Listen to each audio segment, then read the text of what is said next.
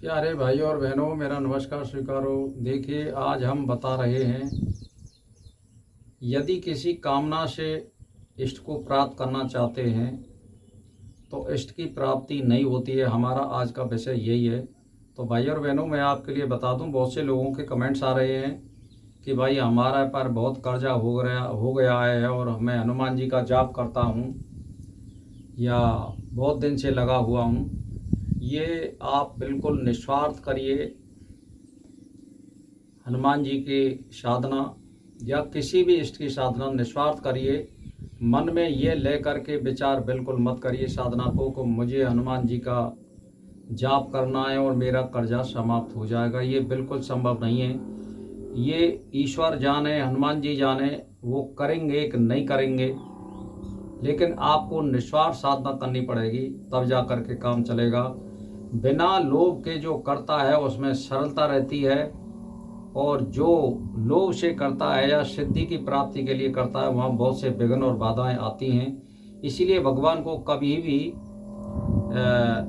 कामना से जाप नहीं करना चाहिए, और उसी में फायदा होता है। यदि जो कामना से करते हैं वो एक तरह से जो फल दे करके वो फिर नष्ट हो जाते हैं, और वो हनुमान जी आपकी बुद्धि में आ सकते हैं, आपके लिए मार्ग बता सकते हैं, या कोई लक्ष्य भेदन के लिए आप दीर्घ काल और निरंतर कोशिश करिए, उसमें कुछ सहायक बन सकते हैं।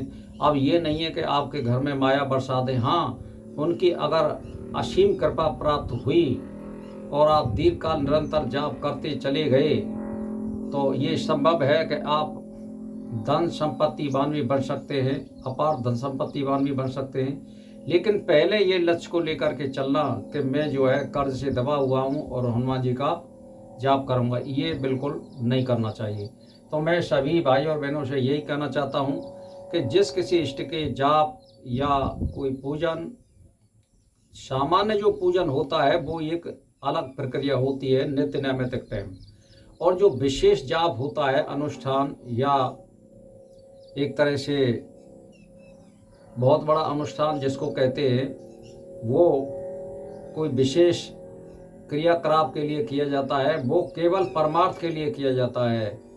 या वो कोई मान के चलिए बीमार हो गया है या हम पे कोई बहुत बड़ा कष्ट या संकट आ रहा है, उसको टालने के लिए जो अनुष्ठान किया जाता है वो एक चीज़ अलग है। लेकिन इष्ट प्राप्ति के लिए और कर्ज प्राप्ति के लिए ये संभव नहीं है। इसीलिए निस्वार्थ भाव से हनुमान जी की आप भक्ति करिए, और वो आपके कर्ज को उतारेंगे या नहीं उतारेंगे वो उनकी मर्जी की बात है। लेकिन आप उनके जाप में लगे रहिए, दिनों रात आसक्ति प्राप्त करिए मंत्र में, और जब आसक्ति प्राप्त होगी तो ये निश्चित है धन का आकर्षण होगा, और आप जिस प्रकार का उद्योग कर रहे हैं वो उसमें आपके लिए फायदा अवश्य देगा, या जहां आप कोशिश कर रहे हैं वहां आपको सफलता अवश्य देगा।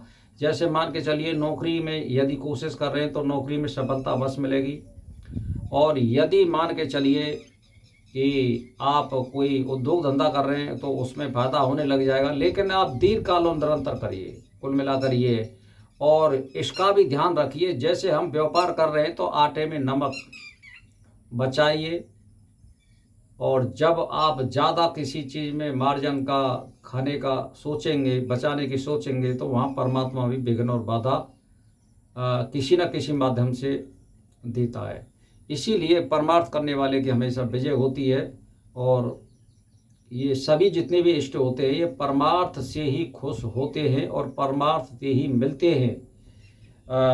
यदि हमें कोई चीज़, जैसे मान के चलिए कोई आदमी कर्ज से दबा हुआ है तो वो एक अनुष्ठान बोले, भाई 66 माला का अनुष्ठान बोलिए, आप जो है 41 दिनों में करिए और 51 दिनों में करिए, 1 महीना में करिए, 1.25 लाख के 3 अनुष्ठान करिए, और बस 3 अनुष्ठान के बाद आपको कहीं ना कहीं युक्ति मिल जाएगी, उसका समाधान मिल जाएगा, उसका यही है। लेकिन इष्ट प्राप्ति के लिए और भजन करने के लिए आप लोग बिल्कुल ना करें, मेरा यही सभी से कहना है। तो जो कमेंट्स आया था कि भाई मेरे पर कर्ज हो गया है और ये भाई कैसे उतरेगा, तो भाई इसका समाधान मैं कैसे कर सकता हूँ बताइए। मैं तो इतना ही है कि आप यदि भजन करना चाहते हो तो निर्लेप और बिना लोभ के करिए। वो हनुमान जी जाने या जिस इष्ट को आप मांगते हैं वो जानता है सारी चीज़ों को, मैं इसके लिए क्या करूँगा क्या नहीं करूँगा, लेकिन उसका दीर्घ काल निरंतर उसकी शरण में रहिए और उनका जाप और ध्यान और चिंतन करते रहिए। इसी के साथ मेरा नमस्कार स्वीकार हो।